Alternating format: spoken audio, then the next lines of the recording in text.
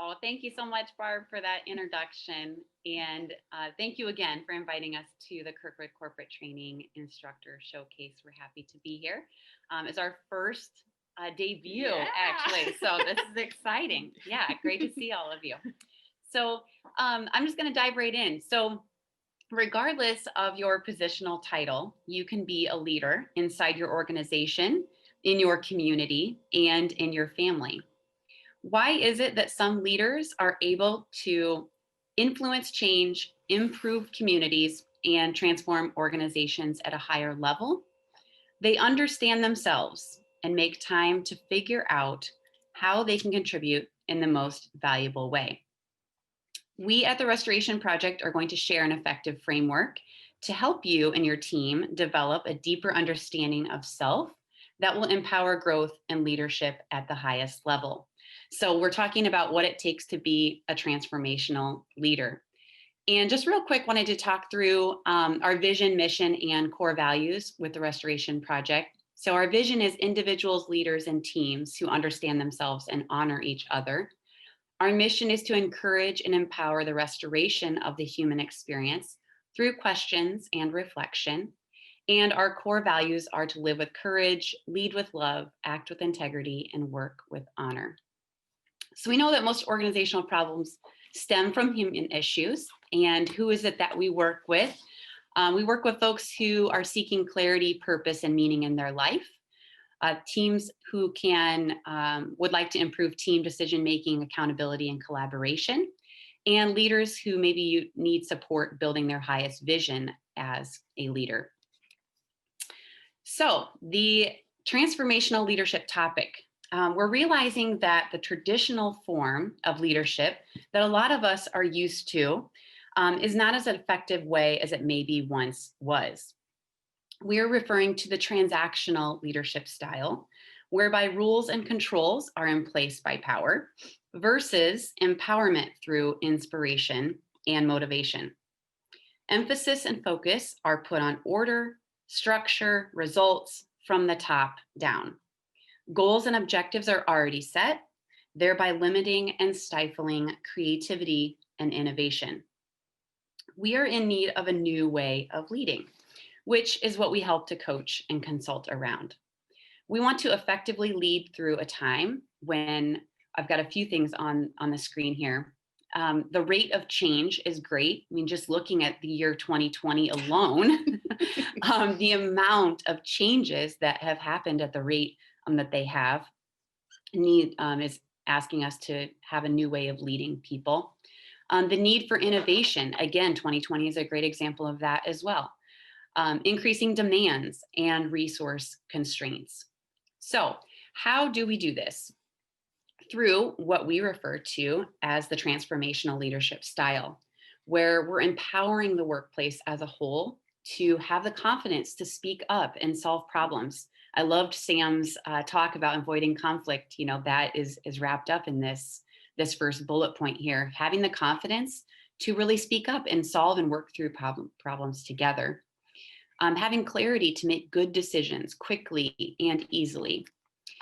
Building trust to enable the cooperation and having the effective relationships both at home and at work. And then having the capacity to regularly improve and create. So Lindsay is going to talk through who the transformational leader is and the framework within which you can work to implement this in your own life and organization. Thanks, Brooke. Yeah. Really excited to be here.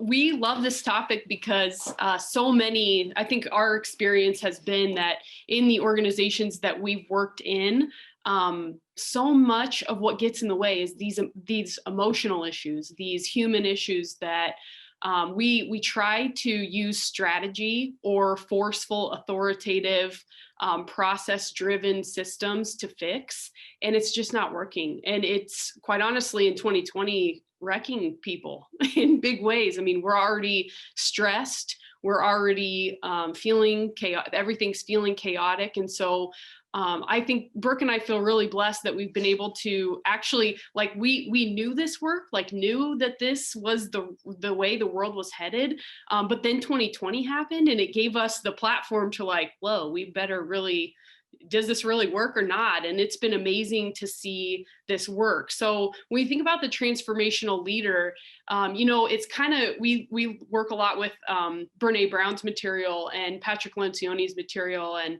Brene Brown talks about power over versus power to. And that's kind of that shift that we're looking for transformational leadership, is a leader who really understands who they are. And this is personal to Brooke and I, because we've been on our own journey to figure out what does that mean. There's so many of us who focus on what works for everybody else. Why are they a good leader? Maybe I should do that, instead of looking inward to really understand, what do I know to be true? What are my strengths and weaknesses? Can I be real about the weaknesses that I have, so I can surround myself with the people that can help take us to the next level? And that take the time, quite honestly, to really get clear on values, priorities, and standards. We all have grown up in different family dynamics. We've had different life experiences, and those shape a lot of what we believe to be true or what we hold as important.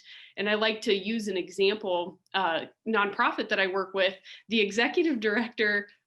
She has respect as one of her core values, as does one of the people on her team.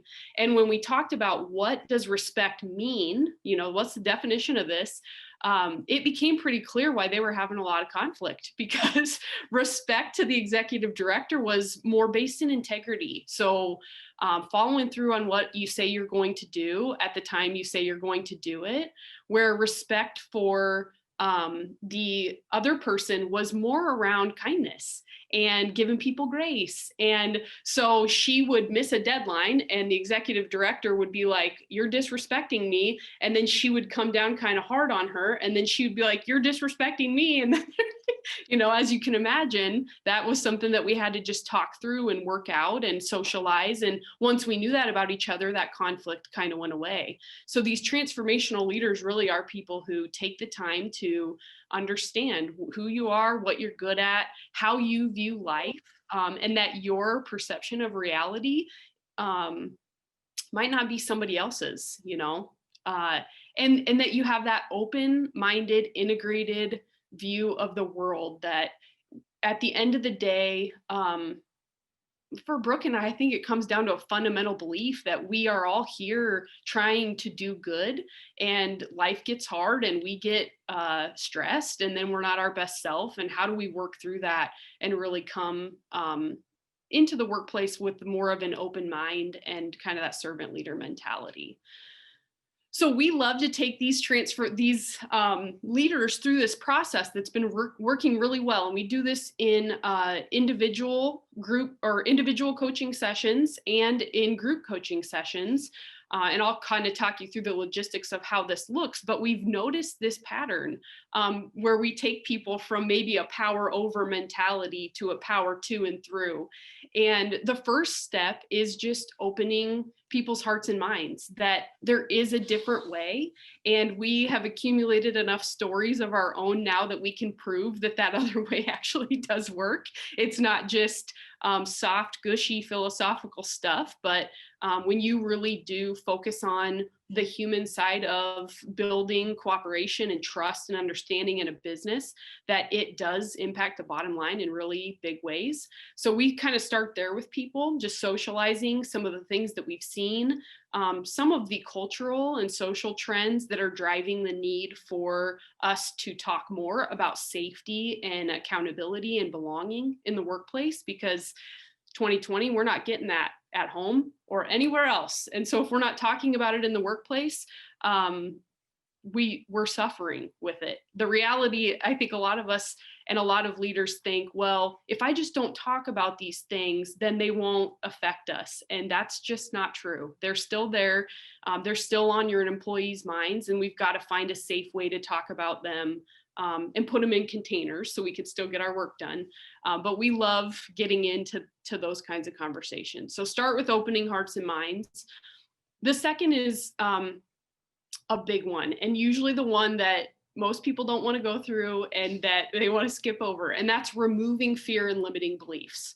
Let's talk about what stories have been created in this group dynamic, what stories have been created in myself. And we use some of our own personal stories, and I think it's powerful. I grew up in an abusive home, so the limiting beliefs that I had were pretty severe that I had to work through, and they held me back as a leader. I had several things that happened to me when I was young that I hadn't dealt with that were impacting how I showed up in a work environment and how and impacted my ability to work with others. So what are those fears and limiting beliefs that are in the back of our minds that we're trying to avoid, and how do we dutifully and carefully talk about those things so we can get them out of the way? And then instilling love and hope. So we take that stuff and excavate it out of the way, and then we have to refill with good things. So refocus a lot on positivity, refocus a lot on what we're trying to do here as a team.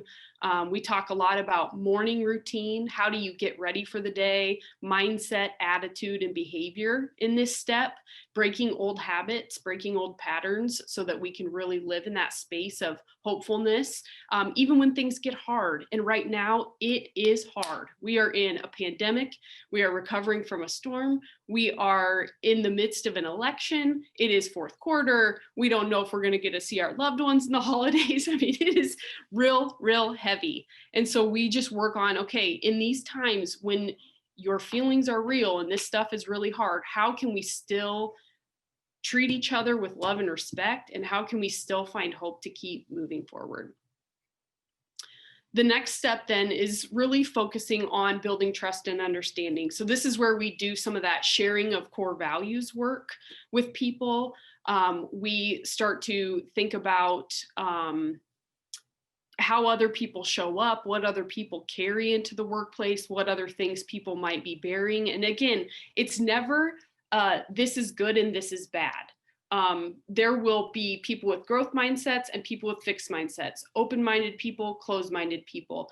We are not all here on earth to get to open and growth minded. It's just not reality. So we just really focus on there is no right or wrong. Let's just talk about this as there's a person, there's a situation, and there's these other millions of factors that we need to really be aware of and think through, and then control what we can control.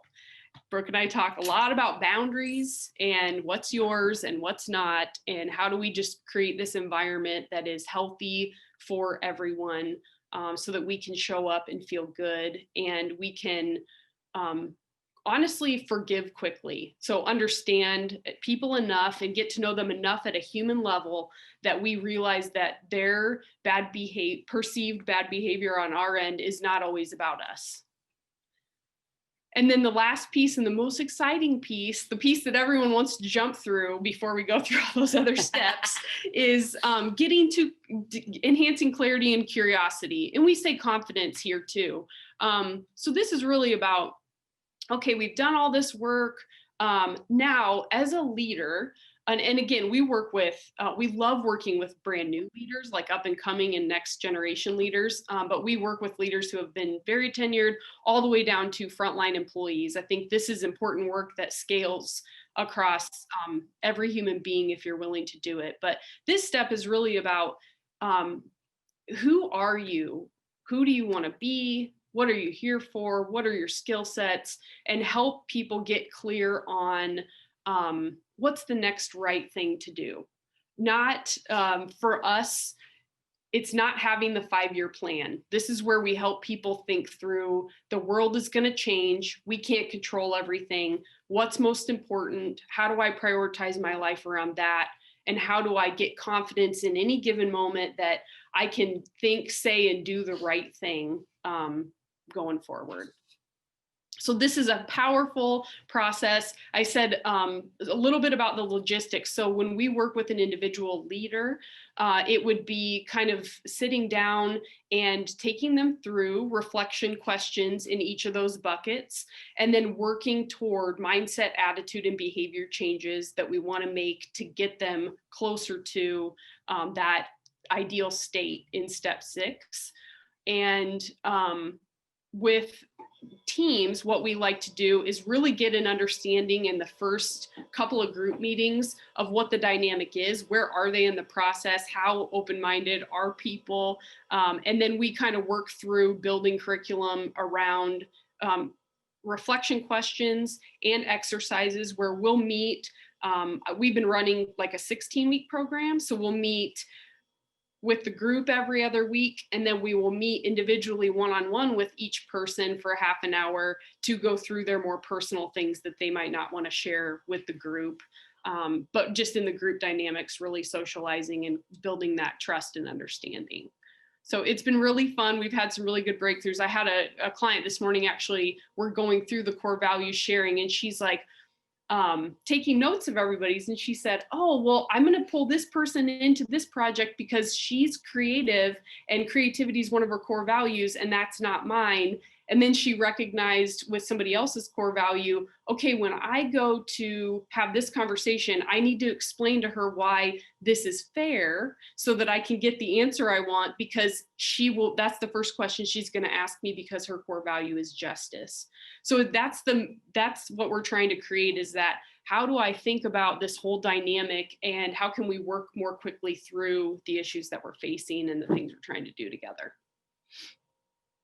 Some of the rewards and outcomes that we've seen. So obviously improved team member experience, but also improved customer experience. The cool thing about this work is if people really like it and they're into it, they start to find ways to be their best self in all aspects of life. So it even improves lives a lot of times in personal relationships. We have some cool stories of people sharing that, but it's that not so much what I'm doing, but how I'm doing it, how I'm showing up, that can really improve the team dynamic and that client experience.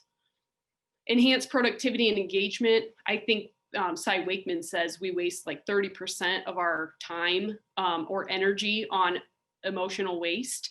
That's what we're trying to reduce. And we see this as they start to connect the dots about how I should approach people and how we should work through this together as a team. We get a lot of that out of the way, so you actually see people get things done faster, and probably, for me, more importantly, at a higher quality. We're not just checking boxes, we're really being diligent about what we're trying to do. Stronger ideas and execution kind of goes along with that. More flexibility, adaptability, and innovation. An observation that we were talking about last week is that this really lets people put their armor down. So that we can be more open to admitting when we don't know things, to asking for help, which our society just tells us is not okay to do, and prevents us from getting things done. So those things create this more flexible, adaptable, innovative environment where we're not spending so much of our energy resisting change as we are willing to, okay, I acknowledge and accept that this is not fun and this is not great, but I'm willing to work through it together. And then just better life and work outcomes. What a blessing it is when we hear somebody come back and say, oh, this core value stuff, I did it with my family and here's what I found out. And I have a client, she's got quadruplets that are teenagers now. And she's telling me that they've been doing this and it's been really helpful because at that age, you know, it's just terrible to be a 15-year-old girl and not be able to explain yourself, but a lot of their family dynamic has improved with their ability to have some of these conversations and just have that language. So this is kind of our core belief and our core statement, but it is to understand oneself. That's the key piece. We have to start with ourselves, then honor others, that they have different stories, different experiences, different perspectives than we do, and believe in something bigger. What are we really trying to do here together, and get clear on that message? If we can do those three things and operate in alignment with those, that is our highest calling and richest blessing. And that is what Brooke and I at any given time are focused on helping people with at an individual or a team level. So that